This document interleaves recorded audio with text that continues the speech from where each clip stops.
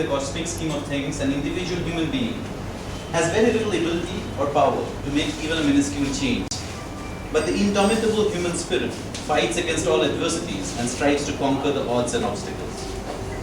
It is this never give up attitude and search for new ways one should respect, understand and value most.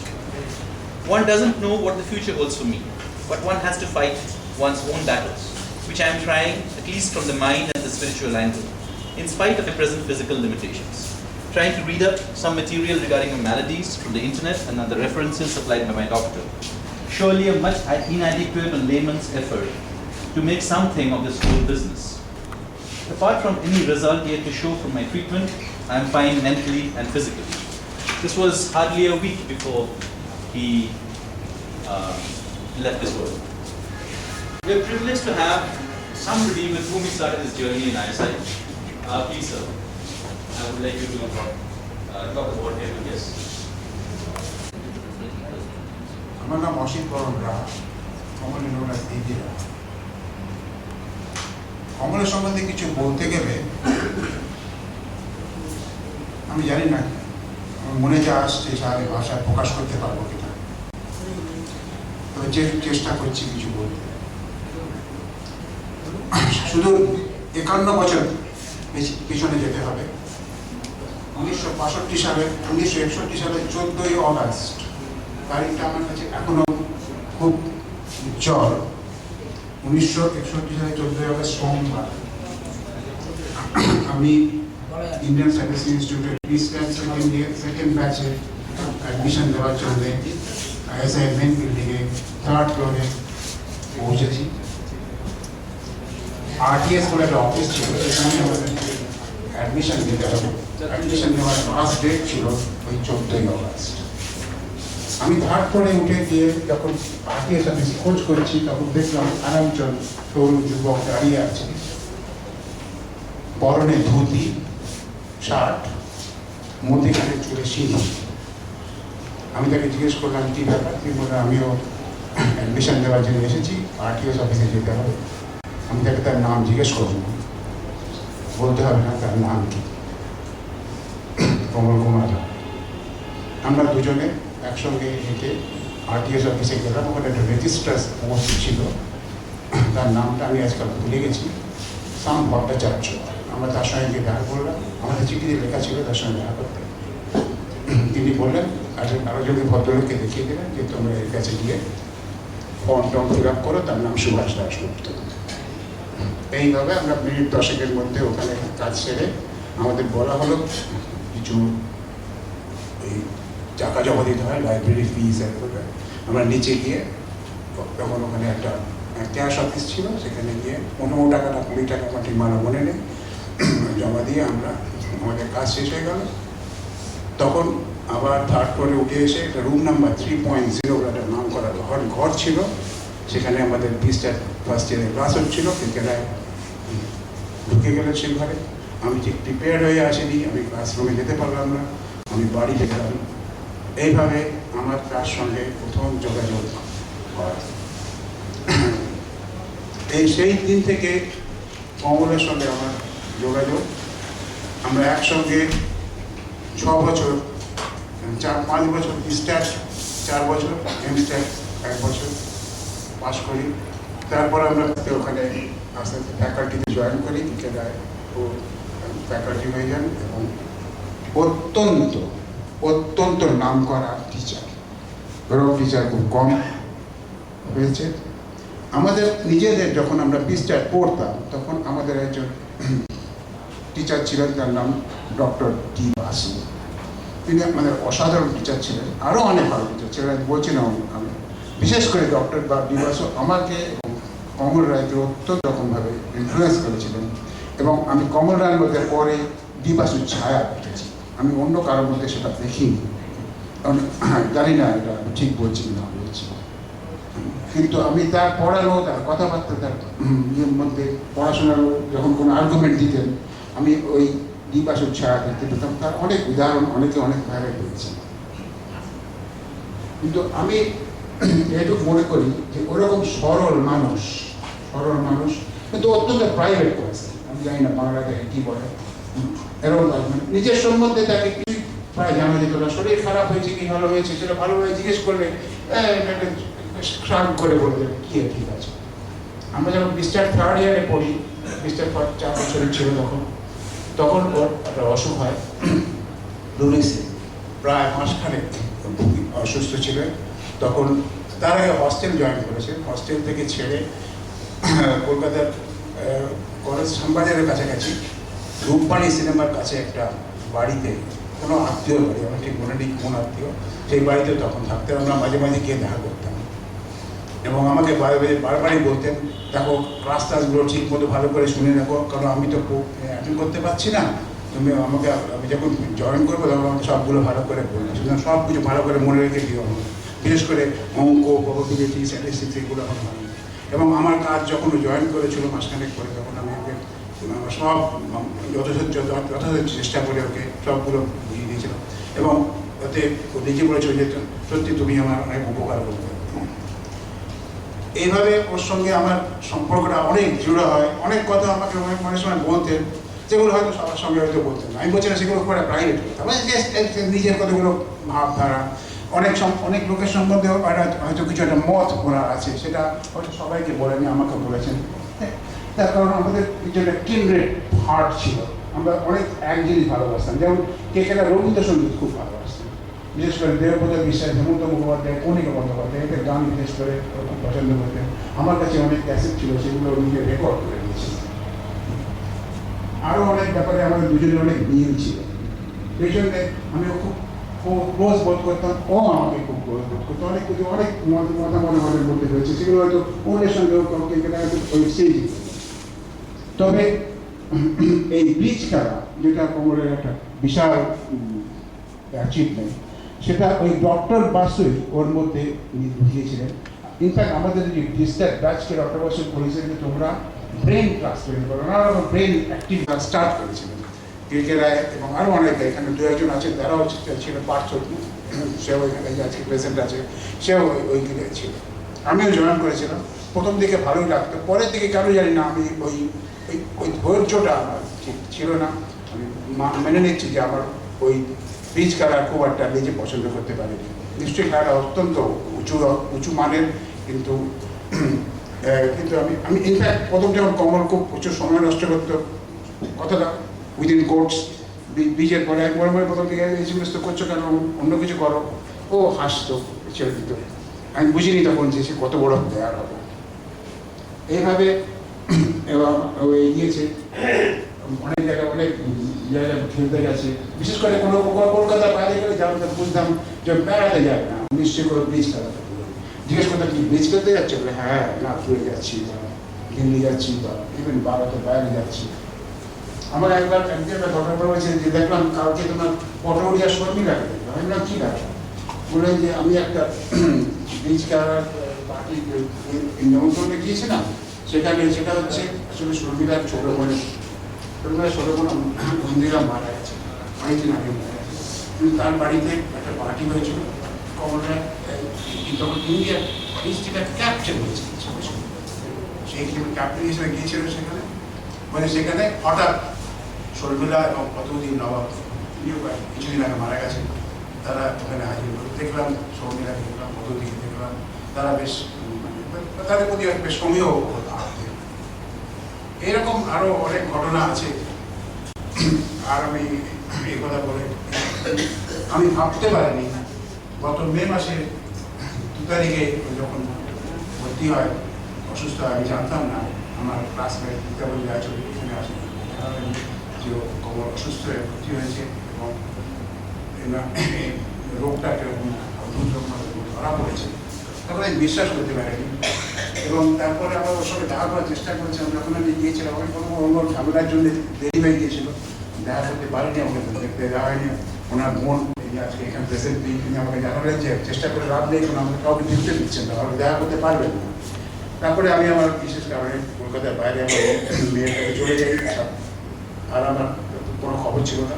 হঠাৎ 7 তারিখ সন্ধ্যেবেলায় আমি যখন একটা অন্য কাজে ব্যস্ত ছিলাম, সেটা খুব আনন্দময় কাজ, ফোন এলো, আমি ফোন করতে চলে গেলাম, দীপাবলি রায়চৌধুরী, শর্ট মেসেজ, কমল সম্বন্ধে জানো, এই জীবনে আমি একদম স্থানও হয়ে মিনিট 10 এখানে বসেছিলাম।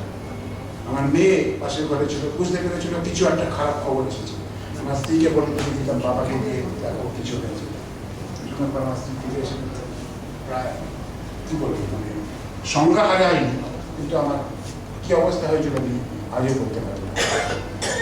এর বেশি বলে আপনাদের সঙ্গে শেয়ার করলাম, কিন্তু এর কিছুই নয়। মানুষটাকে আমি যেভাবে জেনেছি সেটা এখন আমি বলতে পারি, সেটা আর কারোর সঙ্গে শেয়ার করার সময়। নমস্কার। কমলদার কথা বলতে গেলে আমাকে আমার কীভাবে আমি ব্রিজে আজকে যে পজিশনে পৌঁছেছি তার প্রায় সমস্ত ক্রেডিটটাই কমলদাকে দিতে হয়। কারণ আমি তখন প্রায় একেবারেই নগণ্য প্লেয়ার, কিছুই প্রায় খেলা জানি না। কমলদা আমাকে হাত ধরে নিজের পার্টনার করে ন্যাশনাল খেলতে নিয়ে গেছিলেন। এক বছর নয়, একাধিক বছর আমি কমলদার সঙ্গে ন্যাশনালে খেলেছি। এরপরে ভারতবর্ষে বহু টুর্নামেন্ট আমি কমলদার পার্টনার হয়ে খেলেছি।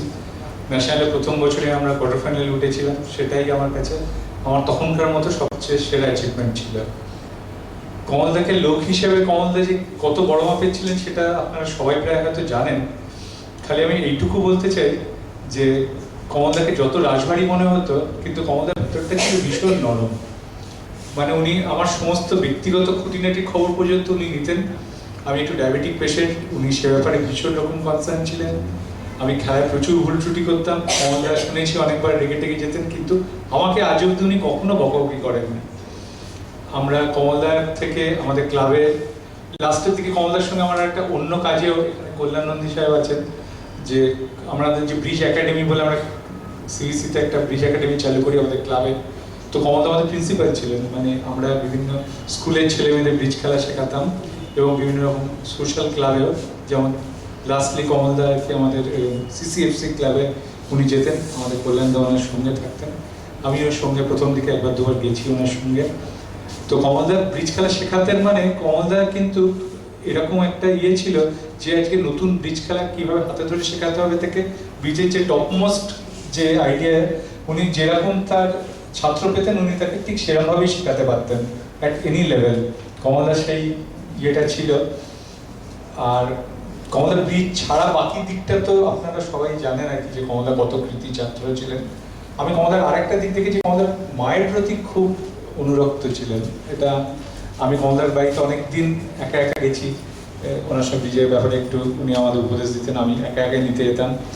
কমলদার খুব একটা বোধহয় রান্না করতে কিরকম ভালোবাসতেন আমি জানি না, কিন্তু আমাকে নিজের হাতে রেঁধে মাংস খাওয়াতে খুব ভালোবাসতেন। তো আমি একটা এই সিবিসি ক্লাবের তরফ থেকে আমাকে একটা অনুরোধ করা হয়েছিল ক্লাবের সেক্রেটারি হিসাবে কমলদার একটা অবিচুয়ারি বা এরকম একটা কিছু ট্রিবিউট লেখার জন্য। তো আমি আমার নিজের অনুভূতি মিশিয়ে, ক্লাবের সবার অনুভূতি মিশিয়ে এটা লিখেছি। তো আপনি যদি অনুমতি দেন এটা একটু পড়ে শোনাচ্ছি। On behalf of Calcutta Bridge Club, our tribute to Mr. Kamal Ray. Mr. Kamal, আমি জানতাম কমল কুমার রায়, কিন্তু আমরা কমলদাকে কমল রায় বলেই পরিচিত ব্রিজ ফিল্ডে, যার জন্য আমি এই কুমারটা আমি ইচ্ছা করেই লিখিনি। আমি খুব ভালো করে জানতাম যে কমলদা কমল কুমার রায় আর কি। Mr. Kamal Kumar Rai, one of the most remarkable and influential personalities in the history of Indian Contact Bridge, has left for heavenly abode on 7 June 2012 in a twinkle of eyes, even in less than of a month after detection of his sufferings from blood cancer. আমি এরকমই জানতাম কমলদার blood cancer হয়েছে। We the members of the Calcutta Bridge Club and his fans are deeply moved that in spite of his remarkable optimism, resolution, intelligence and courage, his life was not renewed for. When we visited him at nursing home, we have seen that he never surrendered to this fearsome enemy and even found him in action at BBO until the end. এখানে বলি কমলদা আমায় বলেছিলেন যে দেখো আমার বোধহয় প্লেটলেটগুলো উঠে গেলে আমি 5-6 বছর অ্যাটলিস্ট নিশ্চয়ই বাঁচবো। আমরা সবাই মনে আছে আমরা যেদিন গেছিলাম কমলদা আমাকে এই কথাই বলেছিল। তো আমাদের খবরটা বিশ্বাস করতে এতই কষ্ট হয়েছে। He was many national title holder including coveted Ria Trophy and represented India in international bridge arena on several occasions and till now put up best show for the country, finishing 10th in the World Pairs final at Albuquerque, US in 1994. He was a brilliant student throughout and was a professor of Indian Statistical Institute. He was an avid reader and had varied interests. He was also a computer savvy and wrote many curves-driven programs for generating specific hands for bidding practices in MS-DOS. In those days, when very few of us even known about computers. He was also very thorough in writing his systems on computer and preparing convention cards as per requirement of the game. He has shown his brilliances in card play and was very famous for technical play. In fact, people used to prefer to watch him in action rather than play. মানে আমরা এখন খেলা সবাই শুরু করেছি, আমাদের সময় advice দিত যে খেলে দরকার নেই, তার চেয়ে তুমি কমলদার পাশে বসে খেলা দেখো। তো আমি বহু সংখ্যক খেলা কমলদার নিজের পাশে বসে দেখেছি কিভাবে কমলদার খেলছেন। He was a thorough gentleman and maintained a very high standard of ethics. মানে ফুললি এথিক্যাল ছিলেন। কমলদার মতো এথিক্যাল ব্রিজ প্লেয়ার খুব কম, হাতে গুনে বোঝা যায়। He was full of wit and wisdom. He was also very fond of offering treats by cooking meals at home for us. He was a very club-minded and always contributed generously for the cause of the game. We feel very dejected missing him on the auspicious occasion of opening of refurbished club, and he had a dream to play in the new room which will never come true. 3rd January আমাদের club ঘরটা, পুরনো ঘরটা ভেঙে নতুন করে একটা হলঘর তৈরি হয়েছে, আমরা সিটিসি লাগিয়েছি। কমলদার খুব ইচ্ছে ছিল ওখানে এসে খেলবেন, ওখানে পড়াবেন, আমাদের ব্রিজ একাডেমির ওখানে শিফট করেছিলাম। কমলদার জন্য আমরা ক্লাসটা শুরু করিনি জুলাই মাসে, আমরা আগস্ট মাসে ডেট ফিক্স করেছিলাম, আমরা স্টুডেন্ট জোগাড় করেছিলাম, but alas. He was a very highly effective teacher and lecturer of CBC Bridge Academy. He actively prepared materials for training and used to give handouts, which was very instructive. He has a capability to teach any standard from basic level to the highest level. Good many hours of life he has spent in discussing bridge theories. He was mentor of many good players and always very helpful to the beginners. He laid the foundation for understanding of the philosophy of competitive bidding. He was very aggressive in bridge table and never left any stone unturned to win.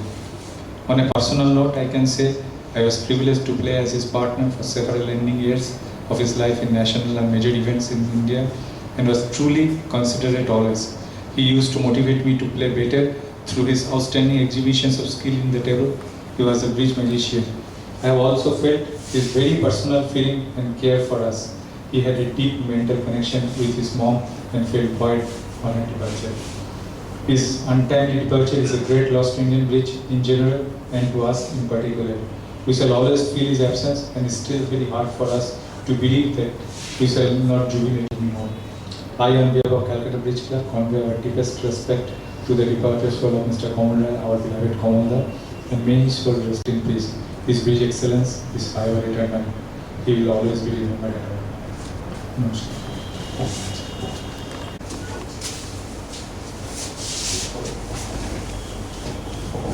আমার নাম হলো রবিনাথ। কমল যখন প্রথম জীবনে খেলা record start করে, তারপর থেকে আমরা একসঙ্গে সব খেলতাম। তার মধ্যে একজন নয়ন আচার্য, দিলীপ ঘোষ, দুর্যোগী ব্যানার্জি, নবেন্দু মুস্তাফি, অলোক নাম, এদের আমরা খেলতাম তখন মৈত্র বাড়িতে। তা আমার সঙ্গেই কমল খেলে প্রথম 1981 সালে ভারতের হয়ে প্রতিনিধিত্ব করে। আমরা ফাইনালে মানে খুব দুর্ভাগ্যবশত ফাইনালে আমরা পাকিস্তানের কাছে হেরে যাই। যাই হোক, কমল তারপরে আমি অসুস্থ হয়ে পড়ি, আমি প্রায় খেলায় খেলে দিই। কমল অত্যন্ত স্নেহের ছিল, শুধু স্নেহের না, আমাদের ওর মতো ভদ্রলোক আমার জীবনে খুব কম এসেছে, এটা আমি আপনাদের বলতে পারি। আচ্ছা, নমস্কার। কমলের বিদায়তে আমার খুব অনেক কষ্ট হয়েছে। কমলকে ছোট ভাইয়ের মতো আমি দেখতাম। তো আমাদের সবাই প্রায় চলে গেছে, হচ্ছে দুর্যোগী ব্যানার্জি, সেও অসুস্থ খুব। আর আমি তো দেখতেই পাচ্ছেন প্যারালাইসিস দিয়ে ঘুরছি। ঠিক আছে, আজকে কমল সম্বন্ধে আমি যে আমার ভালোবাসা নিয়ে এটা আমি আজকে জানাতে পেরে আমি দেখে ইয়ে করছি। কিন্তু আমি ঘুমোতে পারিনি, এটা আমি বলে দিই। আমার ঘুমের খুব যেদিন কমল মারা যায় সেদিন আমার খুবই মনে কষ্ট হয়েছিল। কারণ কমলকে প্রথম থেকেই আমরা বিয়ে করেছিল এখানে তপন রায়চৌধুরী। উনি যদি কিছু বলেন আমি খুব খুশি।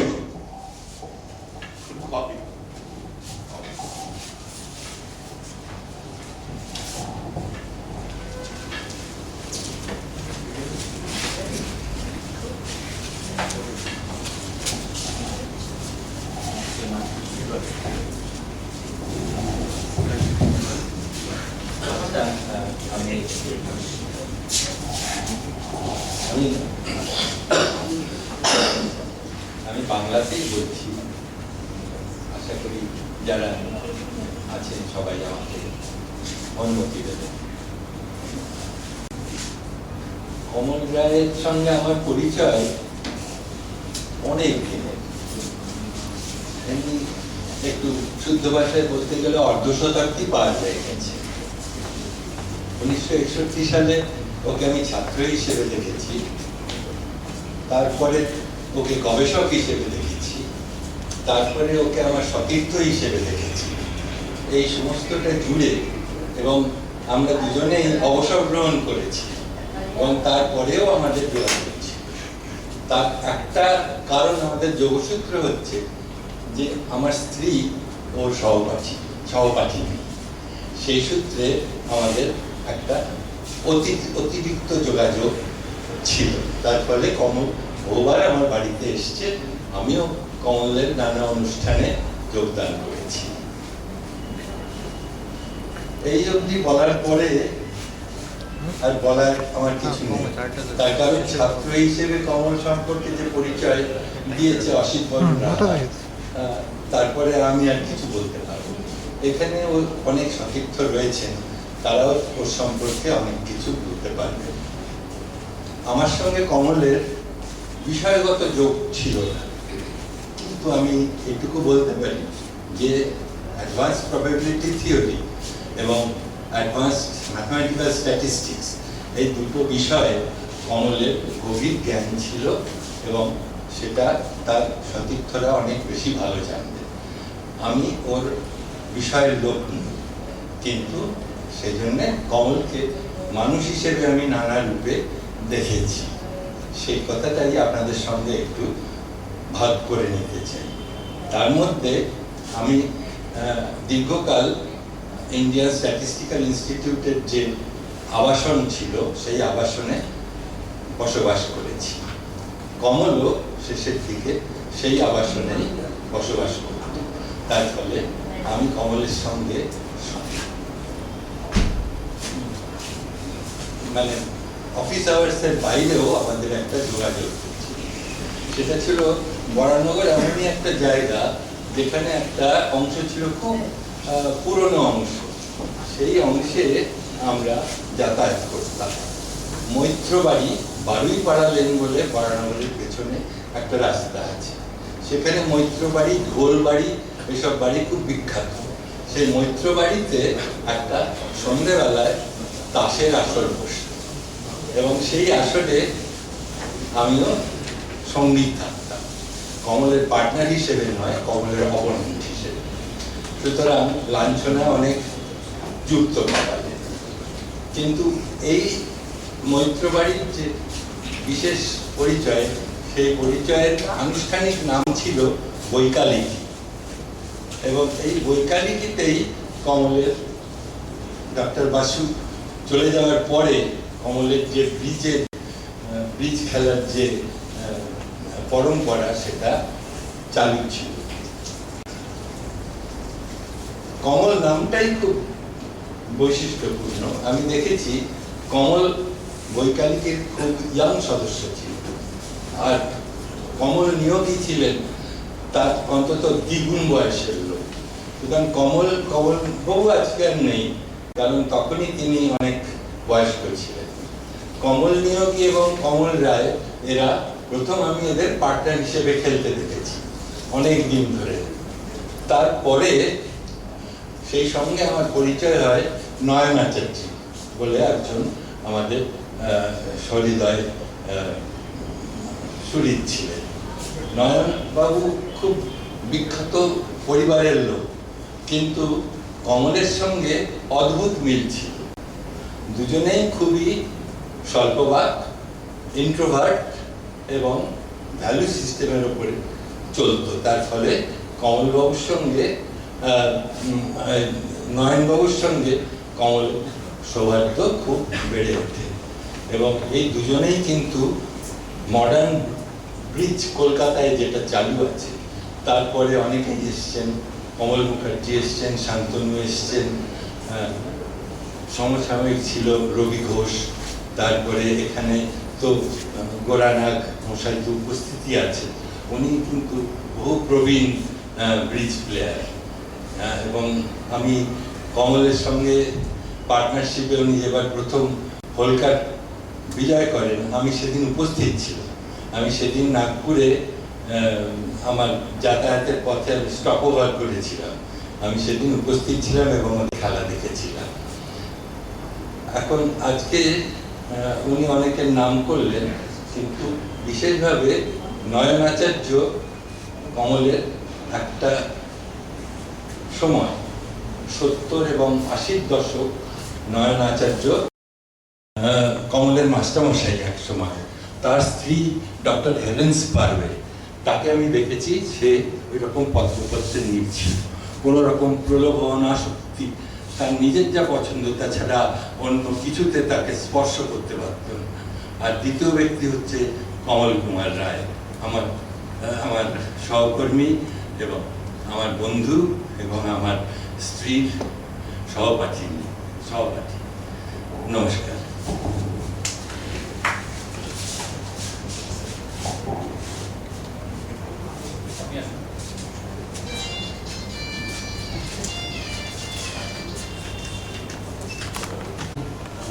কঠিন।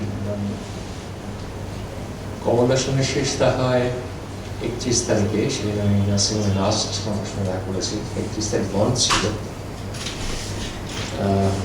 সেদিনই বোধহয় ওনার সঙ্গে অনেকক্ষণ বসে গল্প করেছিলাম এবং ওনার সেই নিজস্ব স্টাইলে আমি রাজার মতো আছি, বেশ আছি, দীর্ঘ আছি। এবং ঠিক একটু আগে উনি যে কথাটা বললেন, ওই ব্ল্যাকটা উঠে গেলে ডাক্তারবাবুরা যা বলছেন মনে হয় 7-8 বছর।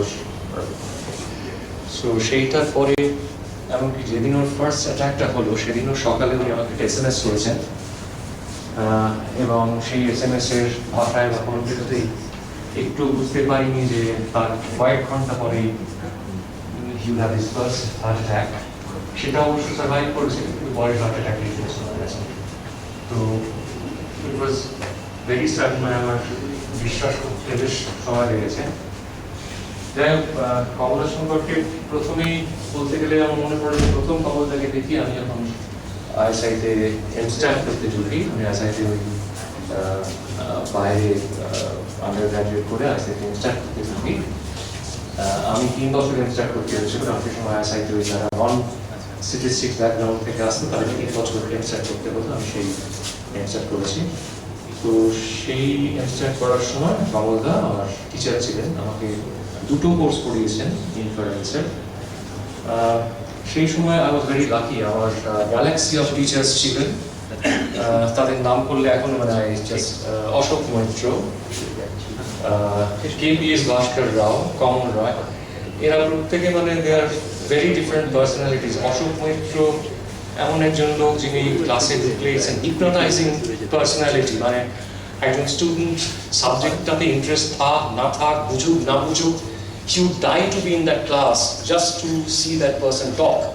That was Ashok Moitra.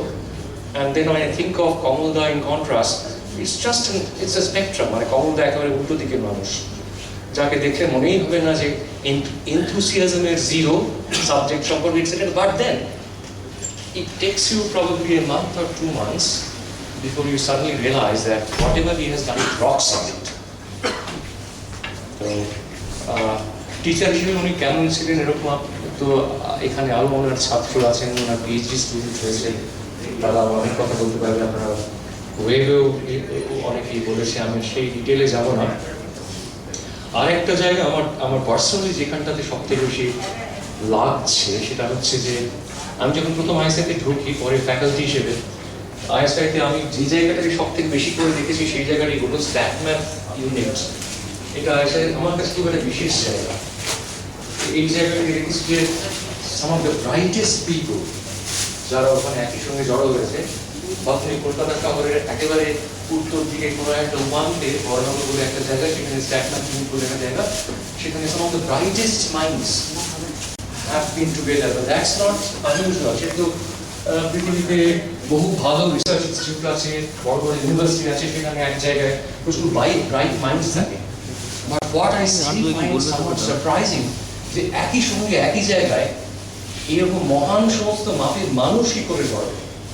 Ashok Maitra, কমল রয়, এখানে আমার আরেকজন স্ট্যাটম্যাথ রিপ্রেজেন্ট করেন বসে রয়েছেন সোমেশ বাগচি, উনিও ক্যান্সারে ভুগছেন। আমাদের সবাই কাছে আমি আসার আজ থেকে দুদিন আগে যখন এই অনুষ্ঠানটার ব্যাপারে ইমেল করে জানলাম, আমি রোববার দিন সোমেশদার সঙ্গে কথা বলেছিলাম। সোমেশদা সঙ্গে সঙ্গে বললেন আমি না তোমার ইমেলটা পেয়েছি, আমি যাবো। আমি সোমেশদাকে বললাম আপনি কি করে আসবেন? এই অবস্থা না, আমি কমলদার এইসব হয়ে যাচ্ছে, আমি থাকতে পারবো না, বড় অস্বস্তি লাগছে। আমি তো বুঝতে পারছি, কিন্তু আজকে যখন আসার আগে আধ ঘন্টা আগে কথা বললাম, সোমেশদা বললেন বুঝলেন শরীরটা খুব খারাপ লাগছে, হয়তো যেতে পারবো না। এখানে বসে আছি, হঠাৎ অবাক হয়ে সোমেশদা ঢুকছেন। তো এই যে সোমেশদা, কমলদা, রাহাদা একটু আগে বলে গেলেন, আর অশোক মৈত্রী, আরো অনেকের কথা হয়তো বলতে হয়, যারা they sort of to me they are the soul of যে স্ট্যাটম্যাথ ইউনিট বলে যেটাকে আমরা দেখেছি। সো গ্র্যাজুয়ালি সেইটা যেন কোথায়, আমি ক্রিমেশনে, সরি আমার কথাগুলো হয়তো কনফিউজড হয়ে যায়। আমি ক্রিমেশনে গিয়েছিলাম, গিয়ে ফিরে এসে আমার খুব ডিস্টার্ব লাগছে, আমি তার সঙ্গে কথা বলতে চাইছিলাম। The person I really called was Rahada, যদিও জানি রাহাদা এখন ব্যাঙ্গালোরে রয়েছেন। রাহাদাকে ফোন করে আমি জাস্ট 4টে শব্দ উচ্চারণ করতে পারলাম। রাহাদাকে বললাম, Rahada it's all over. I don't know, আমি হয়তো কমলদার সম্পর্কে বলছিলাম না, মেবি শুধু কমলদা নয়, মানে কমলদা এবং ওই যে সবকিছু কমলদা রিপ্রেজেন্ট করতেন। তবে একটা জিনিস শেষে বলবো, আমাদের probably I'm making the weather heavy, I shouldn't. So I think the only thing I would say is যে কমলদা চলে গেছেন, কিন্তু এই মানে I also had a few sleepless nights. কিন্তু there is something that Kamalda has left which is going to stay. I still feel joyous for having known such people. এই জয়টা is going to stay here forever. সেটা কোনদিন জানে না। Kamalda, may his soul rest in peace. নমস্কার। I feel joy, I feel happiness, I feel calm, I feel peace. Pinku was very close to Kaku. Pinku.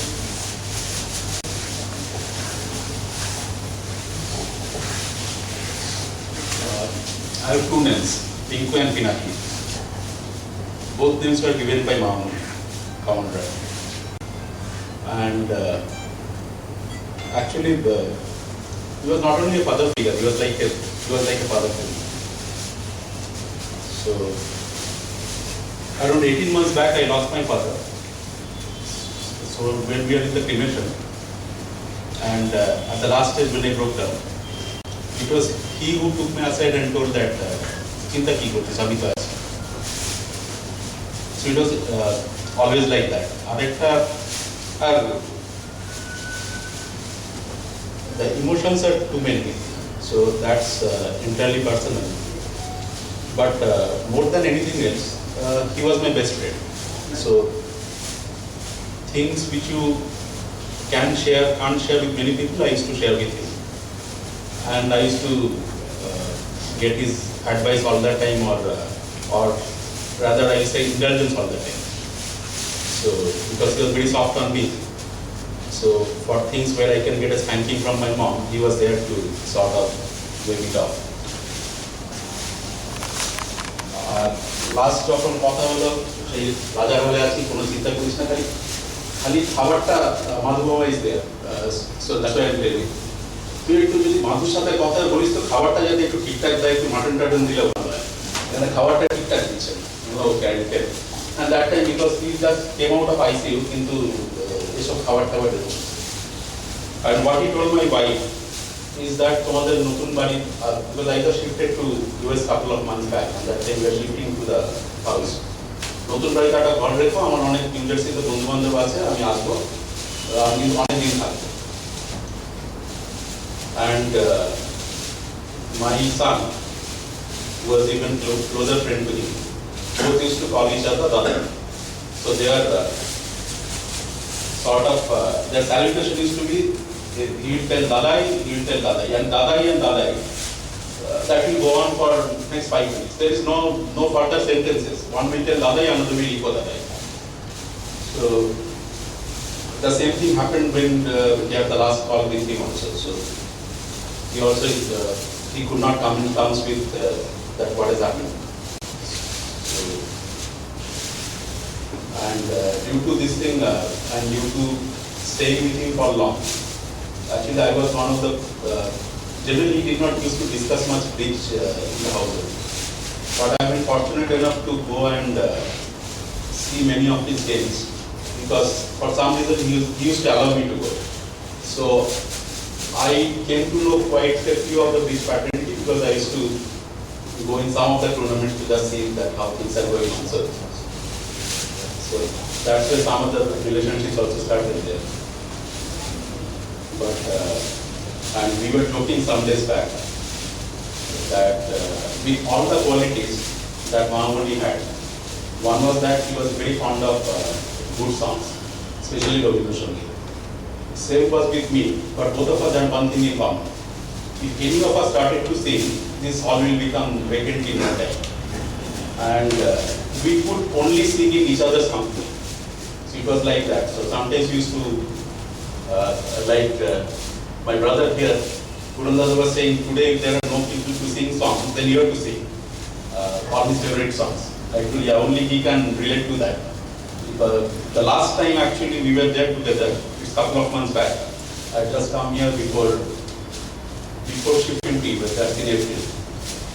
So till night 1 o'clock, he put some of his favorite songs, and both of us, and it was most of the songs are by Devadutta Vishnu, and both of us were trying to copy him and sing, so he can well understand what was happening. So my mother was telling that go to sleep, and he was very prophetic. He told, you never know whether this kind of a night will ever come when we are together singing. And actually it was prophetic, and it was an oracle which I realized later. So that is the last night I spent with him. And he was insistent we will not go to sleep today. So we finally went to sleep at 3 in the morning or something like that. So these are some of the things which are there. But the thing with him was that, that's what I'm saying, that we used to always feel joy.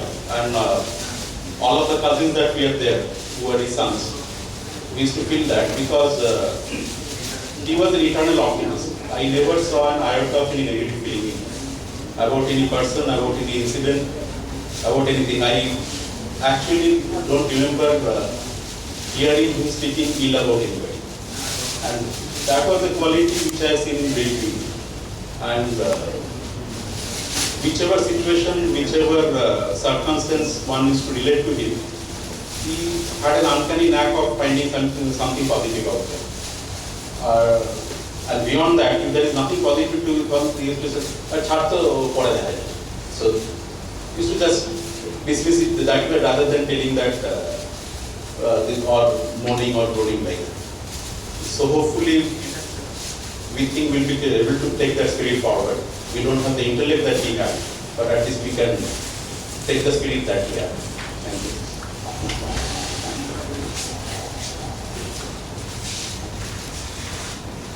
As I said, Kaku was an undying optimist, and he had a fantastic sportsman spirit. And so I guess the way I would like to remember him, as somebody said about Gavaskar, why now and why not? So I think, let everybody think why now. And I think he's gone to a great place. Madhu is here. He's known him as a brother and as a doctor. Would you please come up? Say something.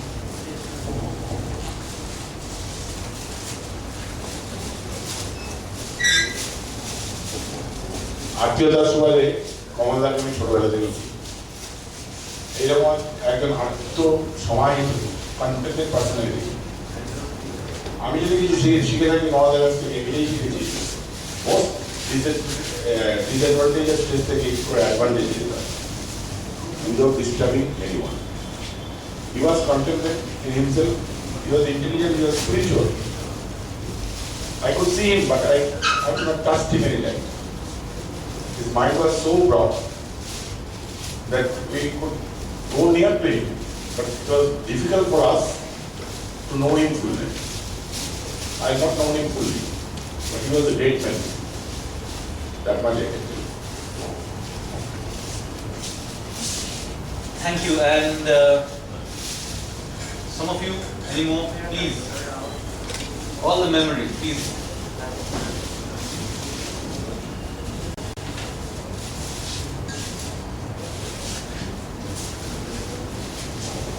আমি গৌরচক্র রায়চৌধুরী অমরকে আমি আইএসআইতে দিয়েছিলাম বন্ধু হিসেবে। এখন পর্যন্ত আমি কমলের মতন এত ব্রিলিয়ান্ট ছাত্র দেখি। ও অ্যাকচুয়ালি অনেকেই শুনেছি যে পড়াশোনা খুব ভালো পড়ে না, কিন্তু ওর সত্যি সত্যি ওর কোনো নোটবুকও পর্যন্ত ছিল, অথচ ক্লাসে সবচেয়ে বেশি নম্বর পেত। প্রফেসর জে রায় স্ট্যাটিস্টিক্স পড়াতে, তখন মাঝে মাঝে পরীক্ষা হতো। প্রায় একদিন যখন খাতাগুলো ফেরত দেবেন, কুইজ লেখে রায় ও আস্তে আস্তে উঠে দাঁড়ালো, ওই 98, 99 এরকম সব নম্বর খবর পেত। আরও মজার ব্যাপার হচ্ছে কোনো ক্লাসের শেষে অঙ্ক বা স্ট্যাটিস্টিক্সের অনেক সময় আমরা কয়েকজন কমলের কাছ থেকে জেনে নিতে বুঝে নিতাম জিনিসটা, যেটা এক্ষুনি পড়ানো হলো, কিছুক্ষণ আগে পড়ানো হলো, ও সুন্দর করে আমাদের বুঝিয়ে দিত। এই জিনিস খুব কম দেখা যায়। আর ওর বেশিরভাগই ক্লাস নোটই ছিল, সবই বোধ হয় মাথার মধ্যে কম্পিউটার। আমার একটা ওর উপরে রাগ ছিল, সেই রাগটা হচ্ছে যেরকম সত্যেন ঘোষের উপর ছিল। আমি বলতে যাচ্ছি, যার যেরকম ট্যালেন্ট আমার মনে হয় প্রত্যেকের কিছু দেওয়ার চাই সমাজকে, যার যেরকম দেওয়ার ক্ষমতা। ওর কাছে এক্সপেকটেশন খুব বেশি ছিল, সেজন্য যখন সেরকম পাইনি, মানে পড়াশোনার ক্ষেত্রে ও গবেষণার ক্ষেত্রে অনেক কিছু করতে পারতো, কারণ না একটা অদ্ভুত নির্লিপ্ততা একটা লক্ষ্য করেছি তার জন্য। আমি কলকাতা থেকে 250 কিলোমিটার দূরে থাকতাম, যখনই কলকাতায় আসতাম আইএসআইতে অবশ্যই যেতাম, এবং যারা আইএসআইতে ছিল রাহা, কমল ইত্যাদি এদের সকলের সঙ্গে দেখা করতাম। তাকে আমি বললাম, কী হলো তোমার পিএইচডিটা কমপ্লিট করছিল কেন? বলে সাবমিট করলে তো পিএইচডি পেয়ে দেবো। করলো না, অদ্ভুত।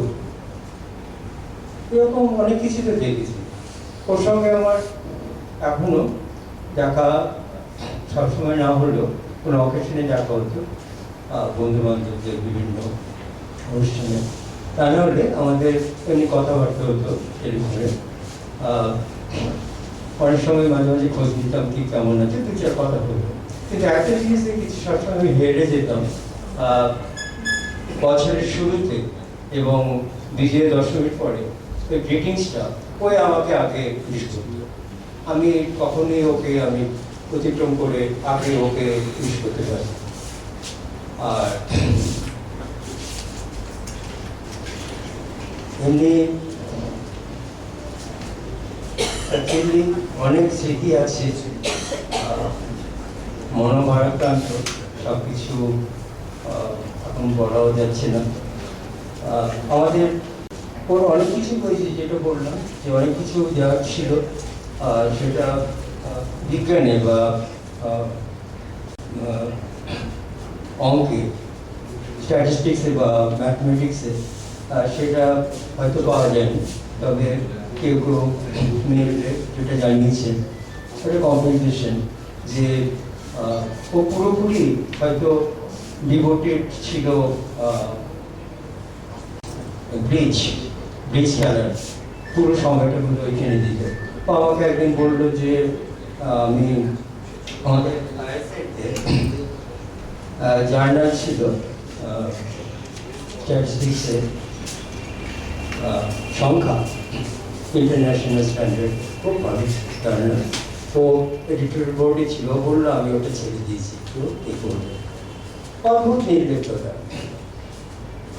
কিছুদিন ও রিটায়ারমেন্টের আগে, আইসি থেকে রিটায়ারমেন্টের আগে বেলুড়ে ওদের এমএসসি ক্লাস করা হয়েছে অঙ্কে, ওদের 1 বছর বা 2 বছর ও ক্লাস নিয়েছে।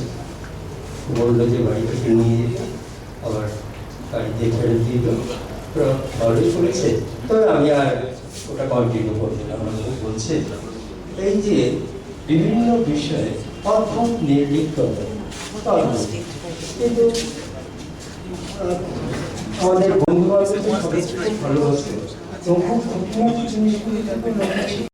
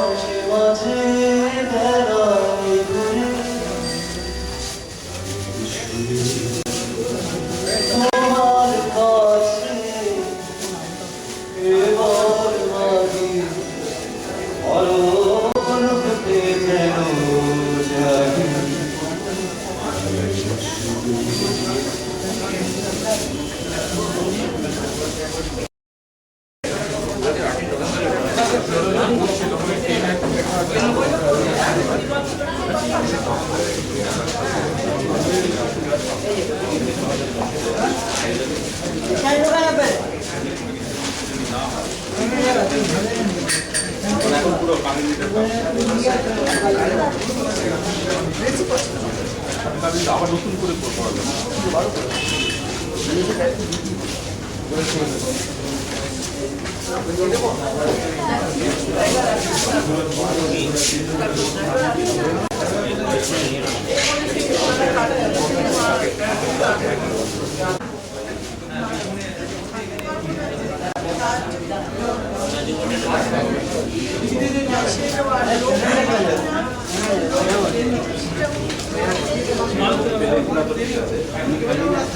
আপাতত কয়েক মাস হসপিটালে ঢুকবো না, যখনই শুনি হসপিটালে এখন নেই তো দেখতে পাচ্ছি। 11 জানুয়ারি থেকে ডায়ালিসিস 2011 জানুয়ারি থেকে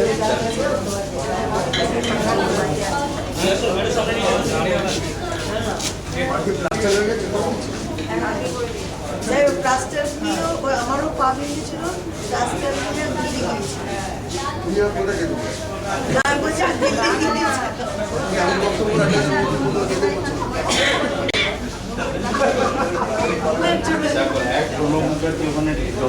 তোমরা সব না আমি কাজের লোকের ব্যবস্থা না তাহলে আমাকে ফোন করে জানাবো কাজের লোকের ব্যবস্থা হয়নি, তাহলে আমি একটা কাজের লোকের ব্যবস্থা কাজের লোকের তো একটা ব্যবস্থা করে থাকবে তো শুনবে তো তুমি কি থাকবে